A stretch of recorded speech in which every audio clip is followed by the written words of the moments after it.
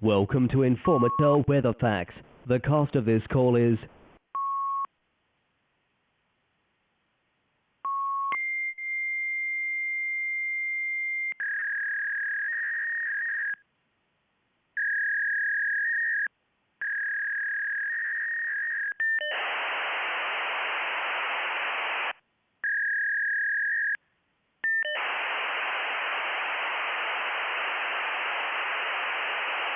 Welcome to Informatel Weather Facts.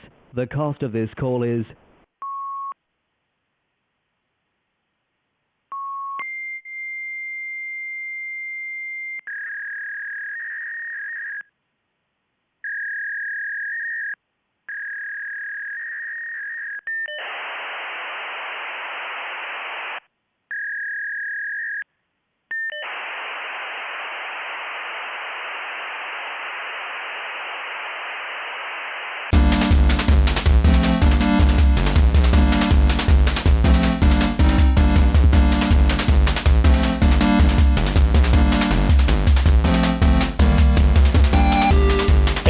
Welcome to Will and Drew's Gaming Retrospective.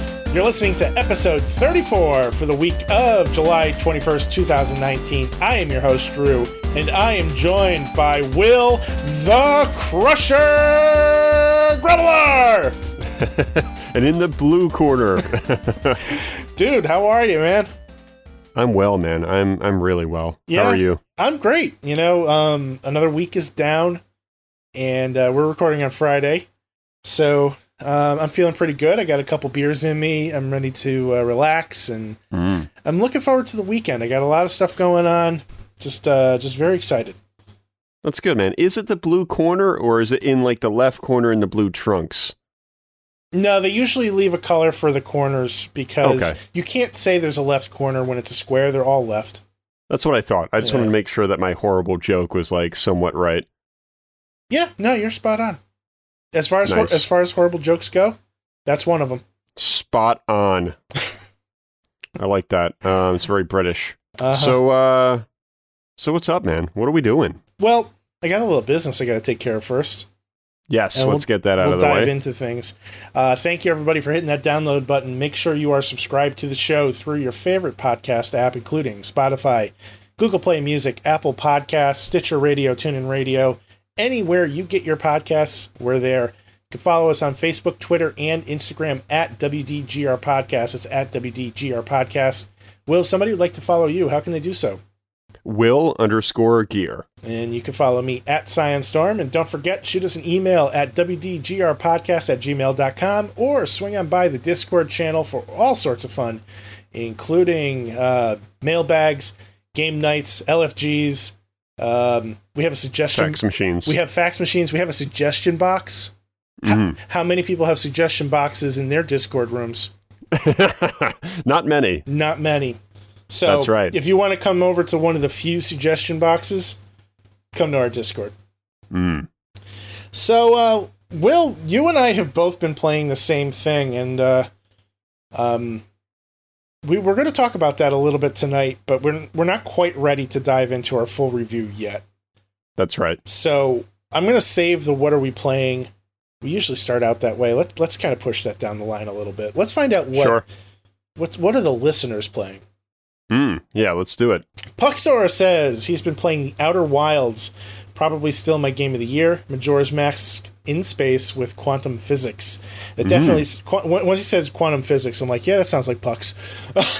Yeah. Also, Slay the Spire, which is, I've never even heard of. He says, I love drafting games.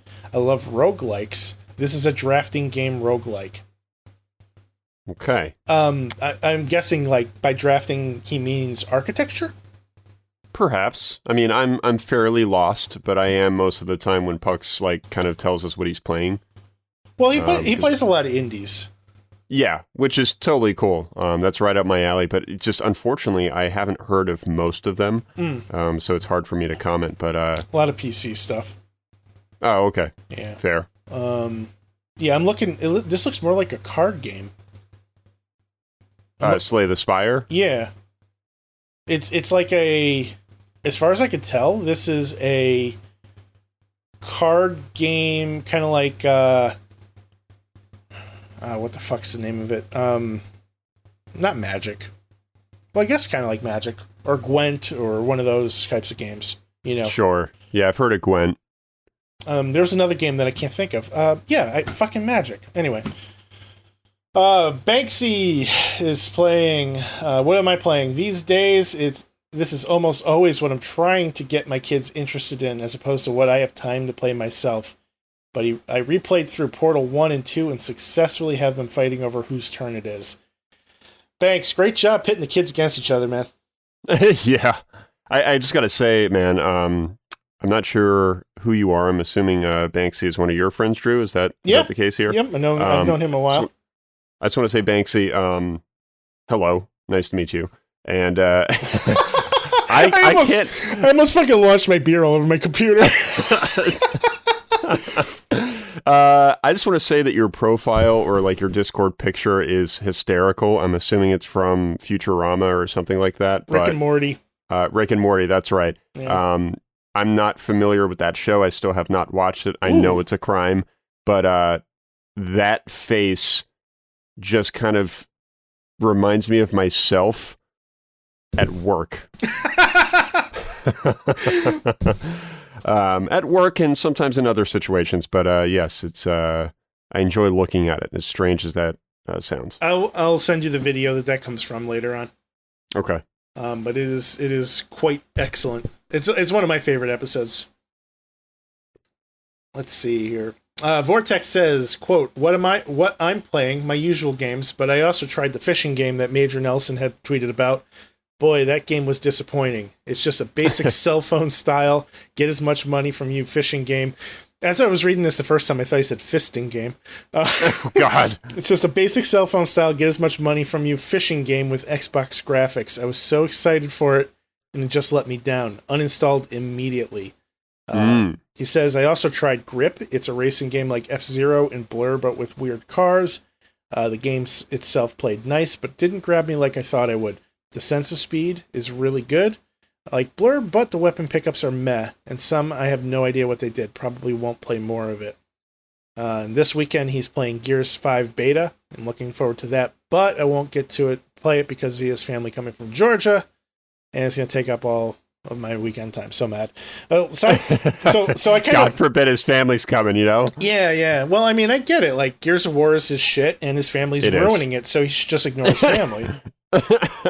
They should have known, man. They should have just, rescheduled the trip around the beta.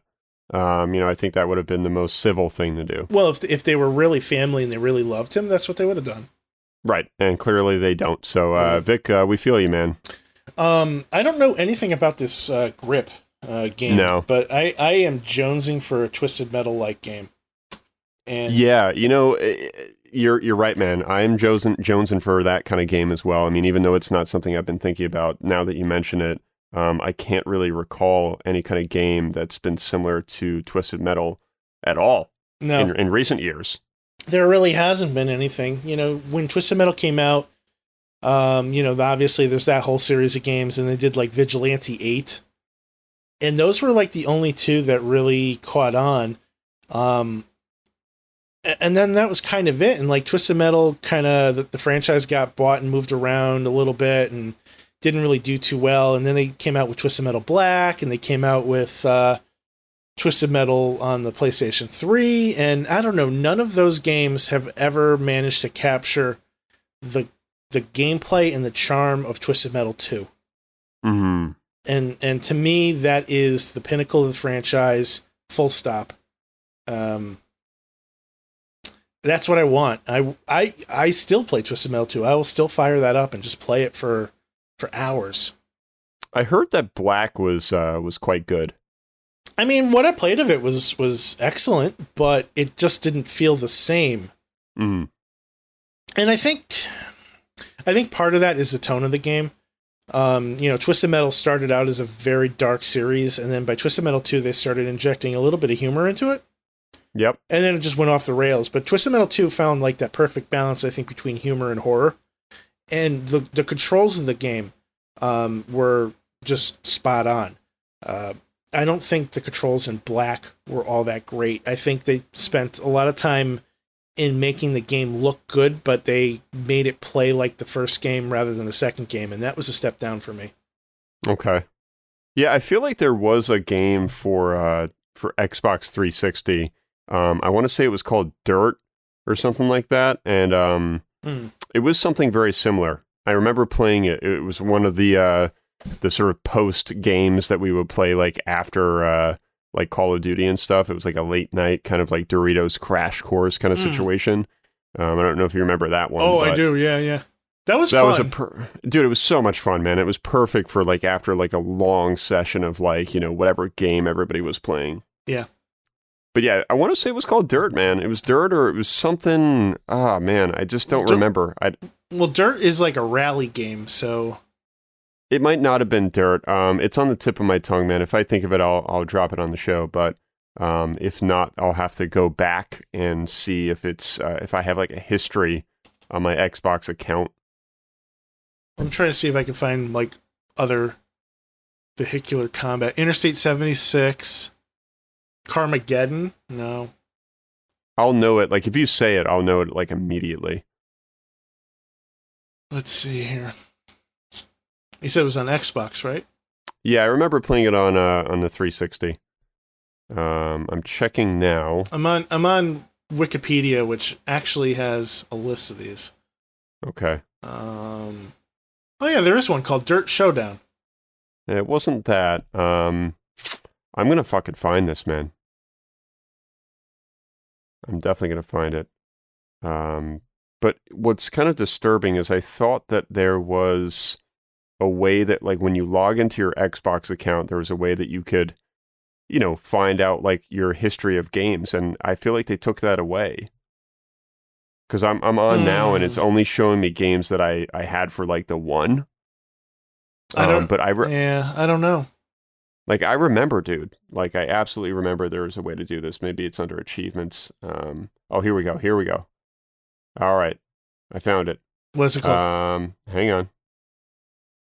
Just got to go a little bit further back. I don't know if Harm's Way.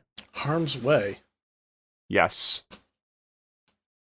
Harm's Way is a fast-paced, action-packed race with both drivers and snipers. Oh, yeah. I remember this. Yep. And it looks like to vote for this game in the Doritos Unlock Xbox contest. Mm-hmm. Okay, so it was a Doritos game. Yeah, I remember this. Yep. This was fun. Yep. So, like, I would say that this is kind of similar, right? In some ways. In a way, yeah. Yeah. It's kind of like this cross, if I remember correctly, it's like this cross between like a tower defense and Twisted Metal. Yeah, and I remember having like a decent amount of fun with it, man. Yeah. For those free games were surprisingly pretty competent, They were, man. They certainly were. Anyways, I guess before we get too distracted. Yeah. Now we're just like browsing like our old game history. I mean, that could be a hell of a podcast in itself. It could be, yeah. What's on Drew's shelf today? Yeah, exactly. Joe Donut says, I finished up The Sinking City last week, which I really disliked and wrote about on Red Ring Circus. Cheap plug. But seriously, go check out his site, redringcircus.com. Yes, yes. But now that I'm done with it, I'm finally getting back to Sekiro. Thankfully, the muscle memory is intact, and while the game is kicking my ass, I'm making progress. That said, I think the most exciting thing I'm quote-unquote playing lately is audiobooks. I've been struggling to find time to read for a long time, but this format works so much better for my schedule. It's been just a few weeks. I'm already onto my 4th book. That's awesome. I love audiobooks. I've only done like 1 or 2 in recent years, and I got to get back to it, man. I have Audible. I don't know if I have like an account active anymore, but that's what I used, and it's fantastic. Like, especially if you have like somewhat of a commute to work, it's really efficient versus trying to read a book at night when you're tired or trying to read it during the day. It's not always that feasible. But yeah, that's cool, man. I've had audiobooks recommended to me numerous times, and I've tried them. I don't know, maybe I just tried the wrong one, but I've always kind of just struggled with it because I feel like I'm being talked at, and I wasn't really crazy about that vibe. And I have a really long commute, so audiobooks are perfect for me. but I listen to podcasts and I feel more like I'm eavesdropping on a conversation rather than being talked at. It's different. I don't know. I can't explain it. Yeah, it's I can imagine it not being for everyone. Yeah, I love to read, but I haven't been reading at all for a long time, and really would like to get back into it. So yeah, it's good. We do have questions, and I've tried to group everything together to make it flow. So we'll go back up to the top of the list here. Puxor says, question, this is a good one. Do a time swap. What classic game from the 8 or 16-bit era would you want to see as a modern AAA title? Not just a remaster. What would you like to see given the computational capabilities of modern day? Then take a modern AAA title that you would like to see as an 8 or 16-bit remake. What core gameplay would you want to see preserved, and how you envision it being played? Yeah, these are great questions. Normally I answer first, but this time I think I'm going to have you answer, Drew, if you're ready. Yeah, I mean, this one requires a little bit of thought, and I wish I had kind of spent a little bit more time thinking about it before we started recording. Me too. That said, it's kind of funny because my initial reaction right off the get-go from the first question is, well, I'd like to see Doom as a modern AAA title. And then, they did that in 2016, and they released this amazing game, which feels, in all the best ways, like the original PC game. Mm-hmm. So that's kind of already been done. And then, kind of doing a reverse on that. Take the 2016 Doom and make it an 8-bit title. So it doesn't really work that way. I think for modern games, I would love to see one of the Mass Effect games as an 8-bit or 16-bit remake. That would be intriguing. It would be incredibly difficult to do with the nature of the game, since they're, even though they're RPGs, they're, essentially still shooters. But I think if they kept the dialogue tree and the effects that it had on your crew intact and turned that into a 16-bit game, I think you could have something as revered as Chrono Trigger. Sure. Other way around, 8-bit or 16-bit era as a modern AAA. Man, that's so much more difficult because those games are intrinsically that era, Yeah, it's I think that's what makes this question, or both of these questions, really so interesting, is that you can think of some games, right? But then it almost seems wrong. It almost doesn't seem manageable or realistically possible. I would love to see some of my TurboGrafx games brought up to this era. Sure. And the ones that I think would work best have already been done. They've already made a recent Splatterhouse game, I think. And it didn't work out so well, and a game like Blazing Lasers, which is a top-down shooter, you can bring that into today's era with modern graphics, but at the end of the day, it's still a top-down shooter. So that's a really difficult question. I don't know. Let me stall for time. What do you got? Yeah, I was thinking about it, and I was originally going to say Zelda Link's Awakening, which is in progress, basically. It's happening. If not done by now, it just needs to be released. So I'm very happy about that. That is definitely one, for sure. I think Pokemon Red, I had a lot of really good memories with. That would be cool to see redone and as a AAA title. And then this is kind of a weird one in some ways, but maybe Punch-Out for NES as a VR situation, perhaps. Ooh. Or even just a AAA title, I think would be really interesting and could be very promising, especially if they keep that level of difficulty that was present with the first game, because we all remember how hard those games were, or the first one at least. Punch-Out is a really... Was there a second one? Second Punch-Out? Mm-hmm. Well, they've released it on the Wii, and there's Super Punch-Out on the SNES. Okay, so technically there's more than one, but the original the original Punch-Out, I think would be like pretty interesting as like a VR game. I think that's a really good one. I think that's an excellent pick.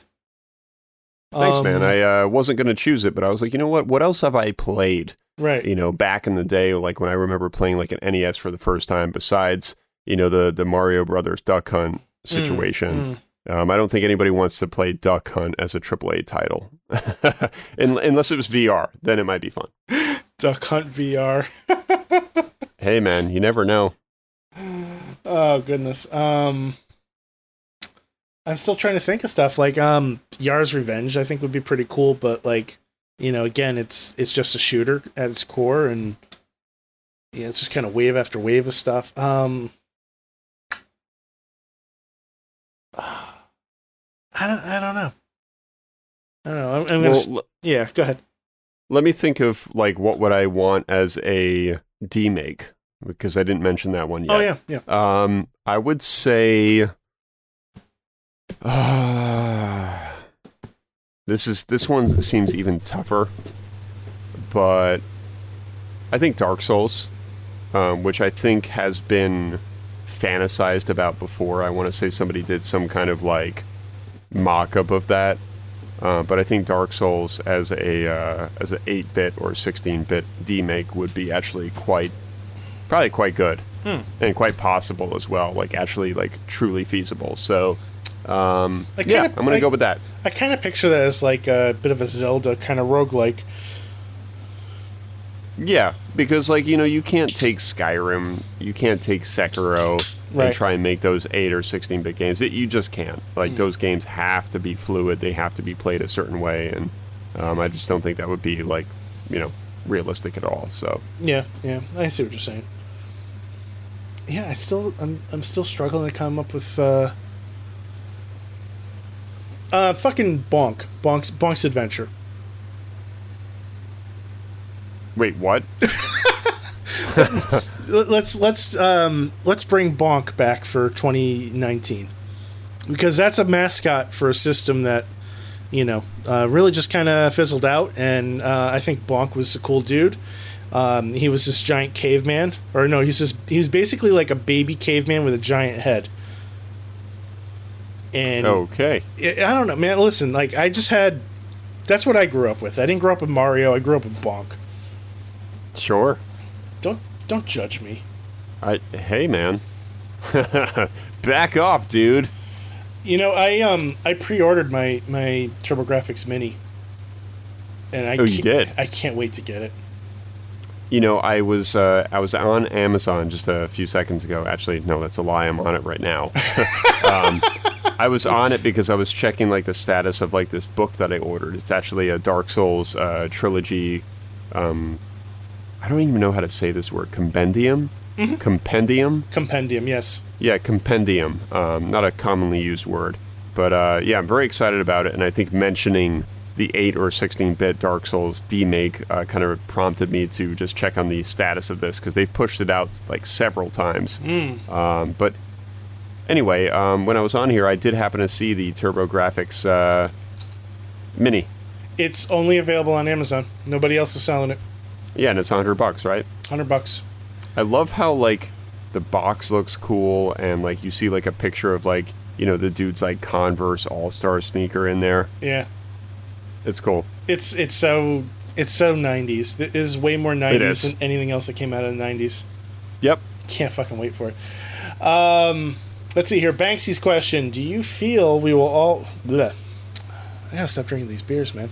Do you feel we will have this in our lifetime? VR graphics that don't feel cheap or gimmicky, with the story and gameplay we all miss from some of the classic SNES RPGs? Yeah, I think it's happening as we speak. Some of the games you were talking about last week, I think, are on that path. Yes, and I remember mentioning how I was concerned a little bit about how some of the games that I did play and potentially other future games could have, like, you know, those sort of cheaper, gimmicky, like, graphics and story. And, you know, are we going to lose a lot of the potential of what VR could be? And I think this is a great point, great question. And I think, you know, kind of honing in on the classic SNES RPGs, Let's see here. VR graphics that don't feel cheap or gimmicky with the story and gameplay we all miss. I feel like we have this in our lifetime. Yeah, it's an interesting question. I think that we will have that. I mean, what do you think, Drew? Well, I think with anytime you have a new technology or a technology that's becoming refined, like VR is at this point, there's this bit of a learning curve for the developers where they're trying to figure out what it can and cannot do. And then once they figure all that out and they really lock in on the strengths and weaknesses of VR, at that point, I think we're going to start seeing those deeper games, those deeper experiences that we're looking for. So right now, we're kind of in this experimental wave. And then I think we'll really kind of like hunker down into the, oh my God, this is, A+ territory kind of wave. Sure. Yeah, I agree. If you think about the SNES RPGs that Banksy's talking about, primarily like Chrono Trigger, I know that's one of his favorites, Final Fantasy VI, things like that. It's easy to forget that there were, other Final Fantasy games before that weren't as deep and detailed. Final Fantasy 1 on the NES, it was a great game, but it was paper thin. Yep. There wasn't a lot to it. And those games have gotten more and more and more detailed and more involved, storyline and gameplay-wise, over the years. And now you go to buy one, and it's multiple discs on a Blu-ray. Mm-hmm. It's fucking crazy, so... let's see here. Vortex asks, what's one game you were hyped about or looking forward to during your childhood or teen years that let you down the most? Something that made an impact or lasted and put doubts towards other games of that type or style. For me, it was Final Fantasy VII. Oh, you bastard. Game was hyped for me as the best RPG ever by so many people. When I played it, I was confused as to why. That game ruined most turn-based random encounter RPGs for him. I don't know why I keep jumping in and out of first and third person. I refuse to play games like that anymore because of how frustrated and annoyed those battles made me. I did try and finish some small RPGs on my DS since then, but big RPGs, as soon as I find out they have random battles, it's an instant no from me. Okay, I can definitely comment on that. I think that you raise a good point, Vic. A lot of those random battles can be very infuriating, especially if you're just trying to explore. I think a lot of the charm around some of those turn-based RPGs, and especially in that time period, there's a lot of those random interactions where you just couldn't escape. And I remember being frustrated with that when I played FF7. I am interested in your lack of, desire to play the game, because I feel like it is pretty accessible. However, it sounds like the random battles probably was like the main turning point for you as to why you didn't really like the game, which again is respectable because it does happen a lot. What's nice about the PS4 version, which is it's not a remake, it's more of like an HD remaster. More of a brush up, really, but that version, I believe there is a feature where you can turn the random battles off, so maybe that would be a better way to experience the game. But I think that you just kind of have to be into the story and you have to be into the atmosphere of that game to really enjoy it. And there are times in that game where what you're doing is very daunting, and it's very kind of time consuming. So accessible as it is, it's not for everyone, I suppose, but yeah, I mean, I feel like you just raised some good points there. On the topic of the remake, or the remaster, the HD remaster that you mentioned, that's also available on the Switch and the Xbox. They put that one out for all the systems, so it would be worth checking into to see if that does have the ability to turn off those random encounters. I think if that's a game that you do have any desire to go back and check out.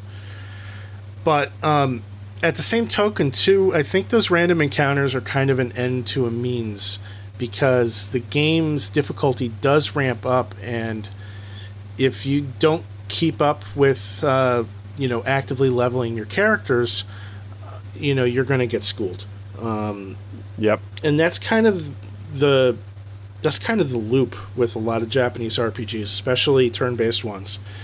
You have this wall that you're going to hit with your characters, and the only way to get over it is to turn around, go back a section, and grind the shit out of it. And then when you've got some more levels, then you jump back in and you can finally beat that boss. And without random encounters, it's difficult to do that. There are games that have given alternatives to random encounters. Grandia 2, for example, was one of the best RPGs I've ever played. And on the Dreamcast, I mean, it was just a tremendous game. You could see the enemies walking around on the map, and you could choose not to approach them. And if you don't approach them, you don't fight them. End of story. So that was a good way for people to avoid random encounters without, having to deal with them. You just, they don't exist. Here's the enemy, and you could choose to fight them.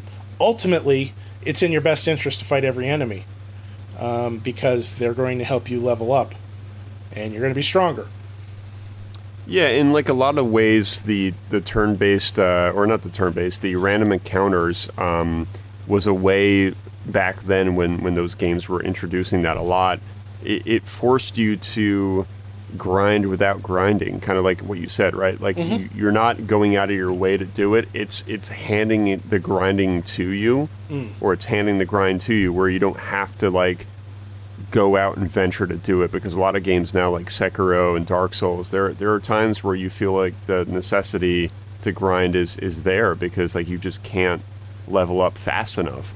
So in a lot of ways, there's goods and bads, or there's a good and bad to it. But I would say that it's very infuriating for some people, but if you can understand why it's being handed to you that way, it makes it a little bit better. Yeah, I think it just boils down to, understanding what the game is trying to do and playing the game the way it's meant to be played. Yeah, because there's a reason. It's not like they're just randomly doing it to piss you off. But right. I will say, in all fairness, it can be really maddening, especially if you just want like a break from it, and you just you're walking like across this pipe with Barrett or whatever, and all of a sudden you just hear the and you're just like, oh, come on, man. Yep. I don't want to fight another. And then like you come into the battle, and sure enough, it's like the same fucking 3 enemies you fought 5 minutes ago. Yeah. That's where it can get like really upsetting. Oh, I totally get it. I mean, when I was playing the game for the first time, I felt the same way at points.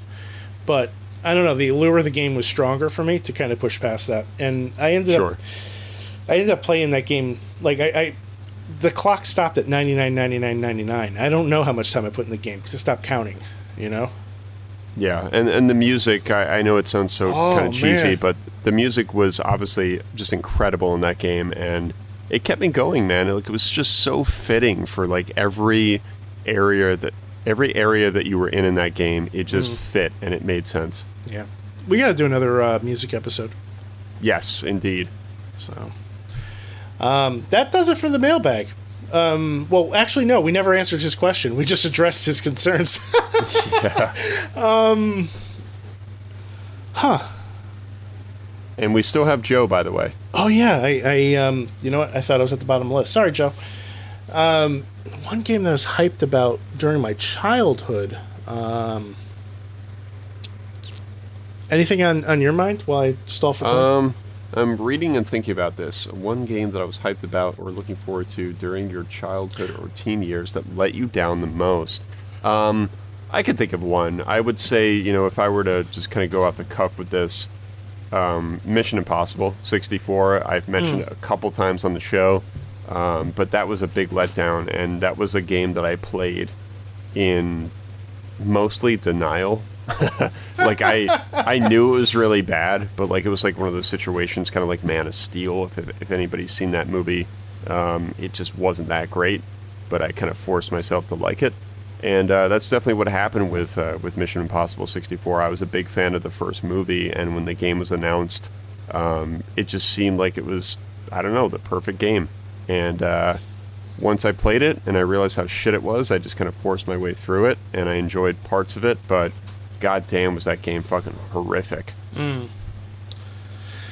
This doesn't really qualify as like my teen years, but I think it counts. On the original Xbox, there was a WrestleMania 21 game that came out, and there's a little backstory about this as to why it was so disappointing, but it essentially boils down to I had just broken up with a girl that I had been seeing for a long time, and I had kind of like stopped playing video games during that period of time in my life. And when I got out of the relationship, it was kind of like a knee-jerk reaction to just jump right back into as many games as I possibly could.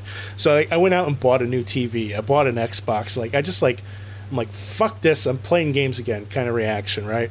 Yep. And I had the Xbox for a little while, and then all of a sudden I saw that WrestleMania 21 was coming out, and it's been like, man, I haven't played a good wrestling game in years. So I bought the game, I bring it home, and it is a pile of hot garbage. Ugh. It was so bad that I went out and I bought a GameCube so I could buy Day of Reckoning. Which was a tremendous wrestling game. But, yeah. Man, what a pile of trash that game was. Just absolute garbage. I really miss the GameCube. It's a great system. I wish I spent more time with it over the years. Yeah, it's I do as well, man. I mean, I had it for like a short period of time, and I just feel like I didn't utilize it as much as I could have. Yeah. Yeah. And what a great library too. Yeah, I mean, it really has some killer titles. There's a lot of stuff on my backlog right now, and the GameCube is a big part of it. So, Joe Donuts, let's see here. How do I start? He kind of segues from what he's playing into his question. So his question was, he kind of comes off of his previous statement, but it says, it got me thinking about game platforms, re-releases, how we tend to rebuy a game like Skyrim because it's on Switch or in VR or some other format.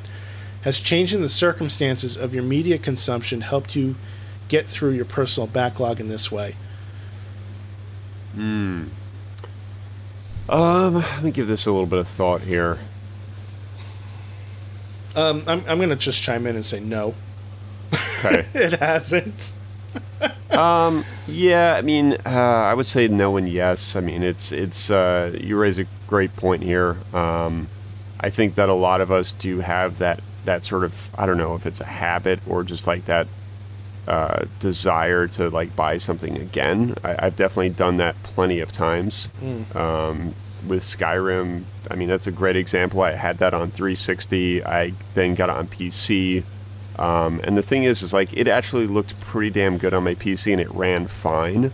Once the special edition came out, I couldn't run it on my PC because it just wasn't powerful enough to handle it.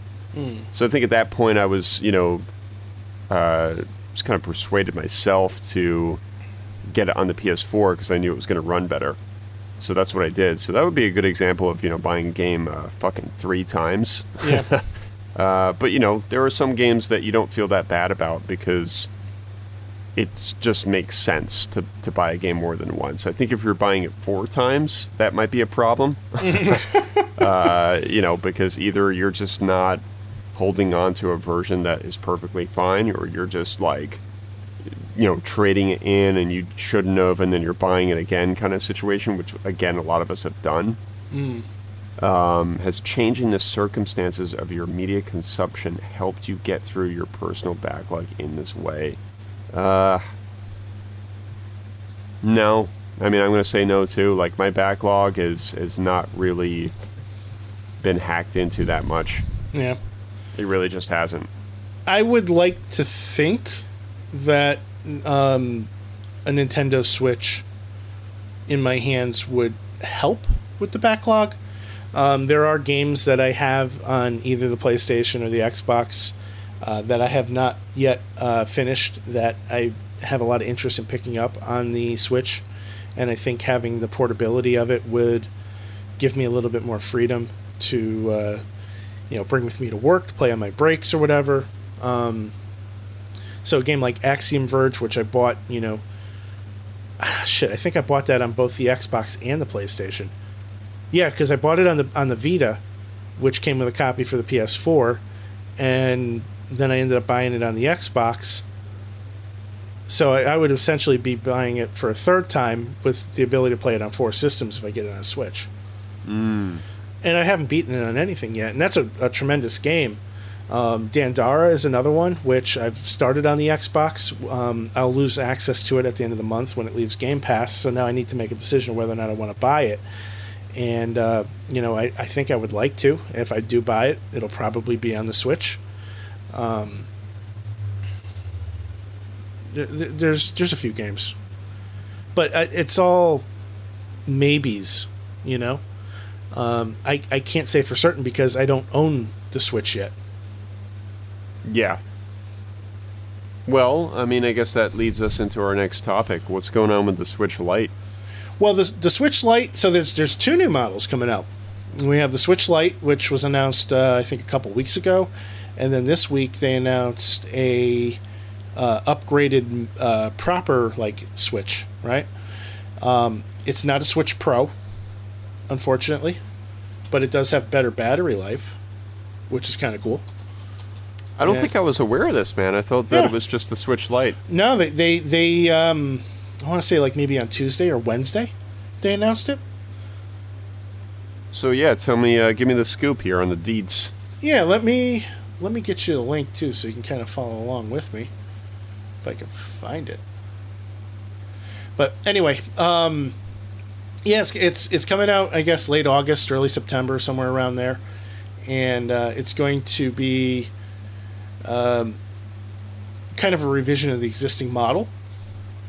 It's going to have better battery life, anywhere from 2.5 to 3 hours more battery life. They're saying up to 9 hours total, whereas the current model has up to 6.5 hours of battery life, depending on the game, right? And I'm throwing a link in for you now so you can kind of follow along with me. But there's got to be some kind of a new processor inside to make that happen. Unfortunately, it doesn't look there's really any other major upgrades. There's no changes to the Joy-Cons, no changes to the screen that we're aware of. Hopefully the screen is not downgraded. I'll be pissed if they made a downgrade to the screen. No extra pixels or anything. It's not like a 4K model or anything of that nature. But new model. I guess this is what I've been waiting for. Yeah, it's interesting how the article says a new CPU and storage are likely inside. I mean, based on what I'm reading and seeing here from comments, it seems to just be kind of a battery thing at the moment. Yeah. Because it's just too early to tell. I'm sure that it's more than the battery. I doubt that they would release something like this with just an updated battery. There's got to be a few other tweaks. I think the new one has more storage too. I'm sure it does. But yeah. Yeah, I don't know. That's cool. I was waiting for something that was kind of above and beyond, and I'm a little disappointed that wasn't what they announced. But I'm pretty sure once this actually hits the market, it'll probably be the one that I buy. Yeah, my guess is because they're, focusing on the Switch Lite as well, that they're probably not trying to, do, a big overhaul on the OG one and then come out with the Lite. It's probably just more of, a warm-up to, whatever's next. So, I don't know, this one kind of reminds me of, the Xbox One digital-only console, Sad! Xbox sad. Oh, is that what they're calling it now? Well, it was Xbox One S all digital. So, of course, the internet found, S all digital is sad. Xbox sad. Ha! Yeah, I'm not surprised. But yeah, this one's probably just going to go overlooked. I mean, for people like you that don't have a Switch, I guess it would be the right one to buy, especially if there isn't a newer, larger overhaul in the near future. Then obviously it would just make sense to get this. But, we shouldn't be that surprised with this news because, I mean, PS2 and 360, all of these consoles have been doing this kind of shit for years. Yeah, improving the fucking fan. I remember, the PS2... There was a model that improved, the fan. They actually made the fan, thinner, like the blades of the fan thinner. It was like 70% quieter. So there was just shit like that. I want to say there was at least 4 or 5 iterations of the PS2, actually. Oh, there were a ton. I mean, the PlayStation 3, holy shit, how many models of that did they make? Yeah. I'm still mad I got rid of my original Slim because the latest Slim that I have just fucking sucks. Yeah. Go to Goodwill. I see them all the time. So what's going on with the Switch Lite? Well, the Switch Lite is purely portable. You know, there's really not much there. It's $199 versus $299 for the other one. It comes in some, I guess, kind of cool colors. There's like this yellow, there's a teal, and there's a gray. And it's meant for people that are okay with not having a dock for your television and just want to play on the go. Yeah, it's when I was reading the news and the articles and stuff, I was telling you that I was forming some opinions, and originally I was going to kind of bash it a little bit because I just feel like it's almost kind of pointless because you can just get the OG Switch for $100 more.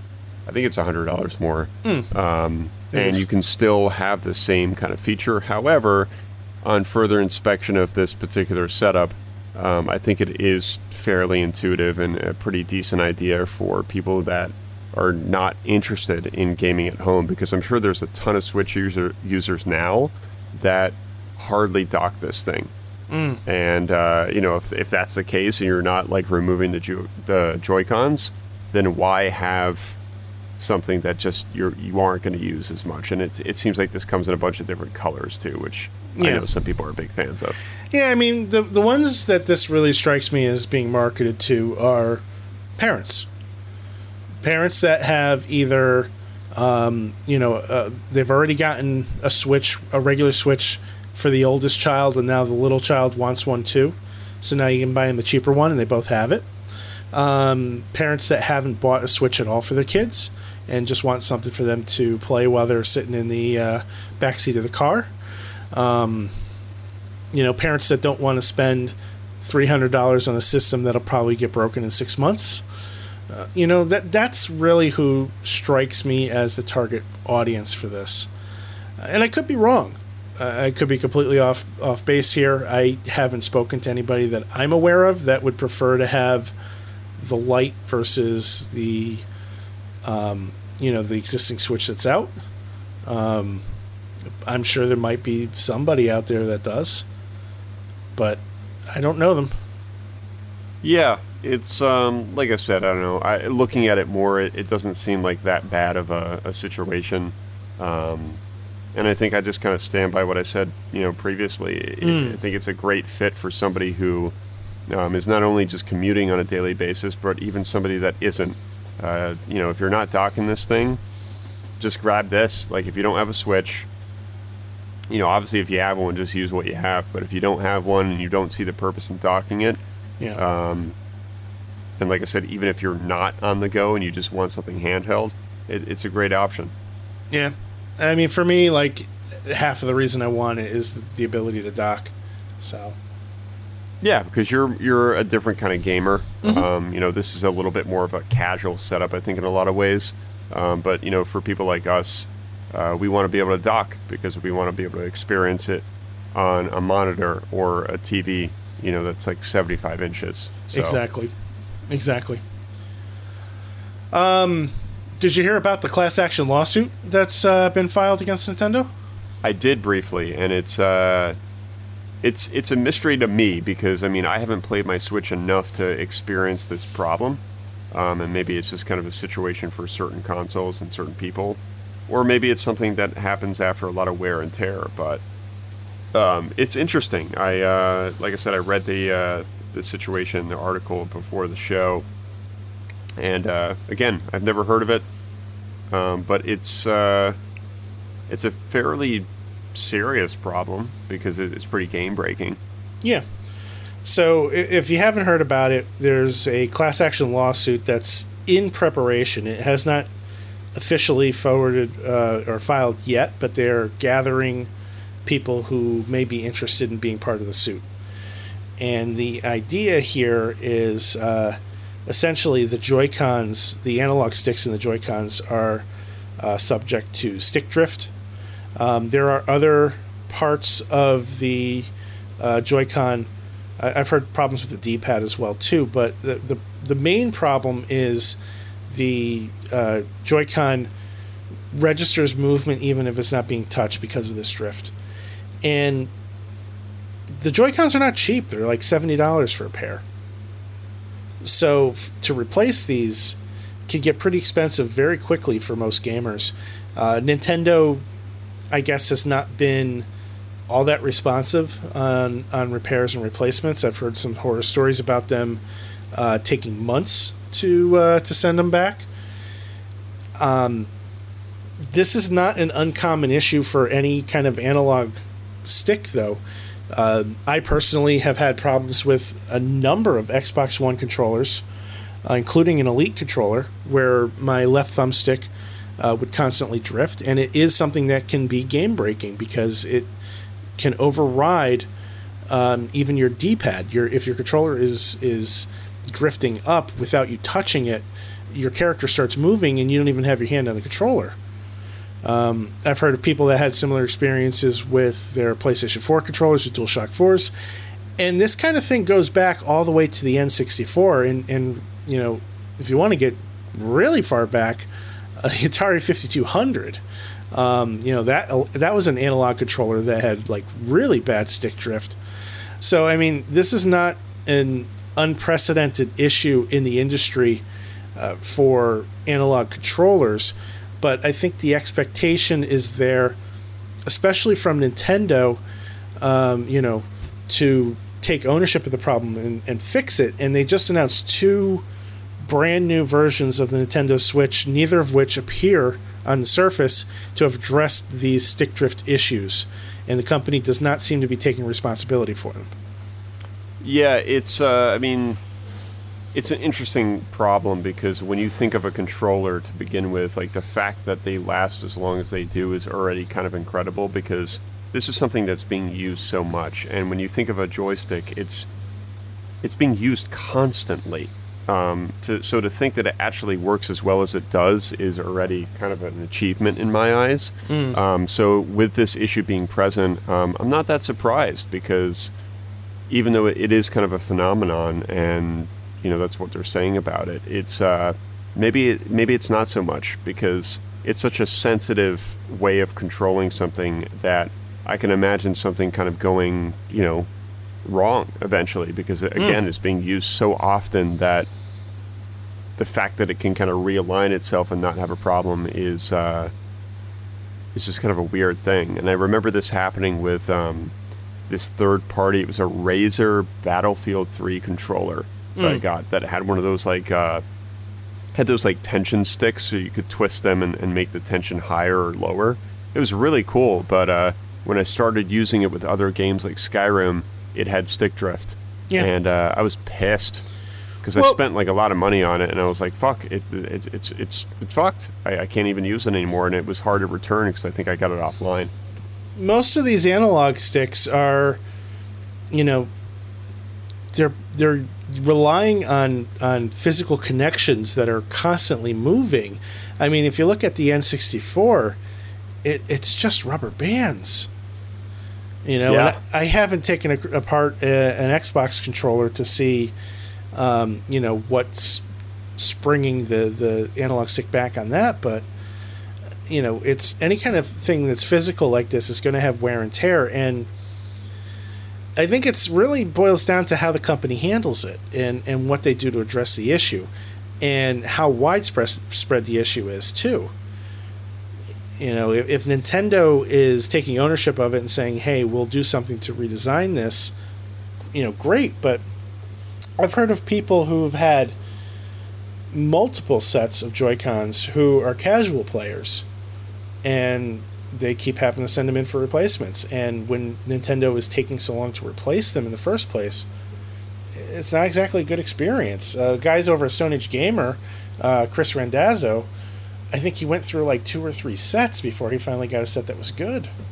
Jesus. Yeah. I didn't realize it was that bad. It's pretty bad.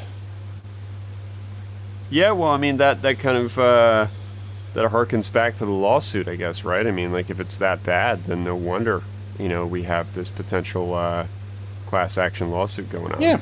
I mean, they just need to take care of their shit. Like, if you made a product that's faulty, acknowledge it, do what you can to fix it, and take care of your customers. Yeah, it kind of reminds me of when Steve Jobs was still alive, and there was an issue with, I think it was like the iPhone 4. There was like an antenna problem because they had wrapped the antenna essentially around the phone. And I remember like one of his comments was like, "Don't hold the phone that way." and like dead serious, like you can look it up. And a lot of people were just like, "What the fuck? Like, how could he say that? Like, you just fixed a problem. Like, I need to hold my phone like the way that I'm gonna fucking hold it, man. Like, I should be able to hold this thing, whatever." And I remember they made a bumper. It was an iPhone like case bumper thing, and it went around the phone. And you can look that up too. And I'm pretty sure that at one point they were giving them away for free, like if you had the problem. There was a whole big thing about it. But I'm looking at it now. iPhone bumper case. Yeah, and you can read about like the whole history behind it and why they released it. Huh. And it was 100% for that reason. And Steve was just so confident that the phone was, quote unquote perfect, and that there wasn't a problem that, he had made that statement initially, and then they released the bumper. And I believe that fixed the problem. And then, of course, within 6 months to a year, they came out with the 4S or whatever the fuck, and fixed the problem. But sometimes those things happen. I understand, but like, a lot of these companies should acknowledge the problem sooner, like when the problem has been, brought to their attention, and just deal with it. I mean, these are billion-dollar companies, And I think Nintendo, of all the companies, is, the one that generally is held with the highest regard. And I think they're really failing their player base right now. Xbox, granted, yeah, they're releasing a new product, but they did revise the Elite controller. And I'm looking forward to seeing how well that holds up. When I had a problem with my Elite, they replaced it for free. Yeah, I mean, like the program that they had going on, like when the 360 had the Red Ring of Death, as far as I know, it was fairly comprehensive. You had to send it back into Microsoft, and they would essentially either fix it or they would send you like another refurbished one. Yeah, I went through that 3 times. Well, see, that's the exactly, and that's the only problem is, like, from what I understand, even though it was fairly simple, it was to the point where it wasn't always working. Like, people were sending consoles back left and right. But they were repairing the console at no additional cost as long as it was still under warranty, right? Shipping, at least one of the directions was paid for. And it really didn't take that long to get my console back, maybe a couple weeks tops, right? And on top of all that, they revised the system. They came out with a version that didn't have a Red Ring of Death, and they essentially fixed the issue. Nintendo's not doing that. No, they're not. And who knows like how the whole production process happens, and it might be kind of time consuming, but like, I think that they probably could have like fixed it, put all these Joy-Cons back into production, like, with it being fixed, and shipped them out, or just figured out something, know. And I just think that if you're saying that guy from Stone Age Gamer had to do it like 2 or 3 times, just doesn't sound very good. It sounds like they're just fucking shipping regular Joy-Cons, thinking that it was just going to fix the problem. It would be like going to McDonald's and ordering a cheeseburger without ketchup, and you get one with ketchup, and you go back up to the window and say, "Excuse me, I asked for no ketchup," and they just hand you another cheeseburger that's already made and it has ketchup on it. And you go home and you realize, oh shit, this has ketchup, and you drive back and you say, "Excuse me, sir, I asked for no ketchup," and they just give you another cheeseburger that's already made and it has ketchup on it. You see where this is going? Oh yeah, because they're not really listening. They're not really listening. That's the issue, because if you were listening, there wouldn't be fucking ketchup on it. But right.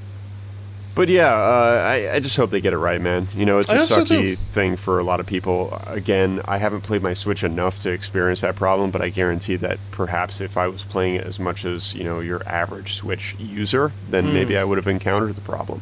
Yeah. But yeah, hopefully I don't. Fingers crossed, man. Yeah. That's all I had for the show. You got anything else you want to talk about? I think that might be all we have, man. I know that we were going to discuss like some games that we were looking forward to going back to, and I'll briefly say that once we are done with Inside, or once I'm done with it rather, which I'm hoping to be done with it tonight, I'm looking forward to going back into my Skyrim Sekiro little bundle. And I'm really looking forward to going back to Sekiro. I took a pretty long break from it, and I'm just ready to return to its brutal difficulty. Yeah. I'm not sure what I'm going to do, because on one hand, like, I really want to play some more of Dandara, because it's only going to be on Games Pass for like another, 10 days. But on the other hand, like, I know that this is the problem with my backlog. I dive into a game and then I get sidetracked by another one and I leave the previous one. And what I should really do is go back to Spider-Man and ignore Dandara and just fucking beat Spider-Man. Yeah, it's probably a good bet. So I'm really close to Spider-Man. I think I'm at about... Last I looked, I was around 75 to 80% done with the campaign. So I really don't have that much more to go. If I just ignore the side quests and I stick with it, I could probably have that thing beaten in a couple nights. Yeah, I would do it, man. And then try and get yourself back to Horizon. Yes. Finish that up, and then you can feel like you've kind of wiped the slate clean a little bit. Well, I still have Prey as well. So I may go to Prey first before Horizon, just because Spider-Man and Horizon are kind of similar games. Yeah. But anyway, that's it for me. All right, man. Well, I guess we'll wrap it up. Yeah. So thanks, everybody, for listening. Please, once again, subscribe to the show on iTunes, Stitcher, Google Play, Spotify, anywhere you get your podcasts. Just look for us, WDGR Podcast. We're on Facebook, Twitter, and Instagram at WDGR Podcast. Will, how can they find you? Will_gear. You can look me up at CyanStorm, and of course shoot us an email, WDGRpodcast@gmail.com, or join our Discord channel using the links in the show notes below. Thank you to everybody who sent in questions for this week. You guys basically made up the entire show. We appreciate that. And we'll see you next week, folks. See ya.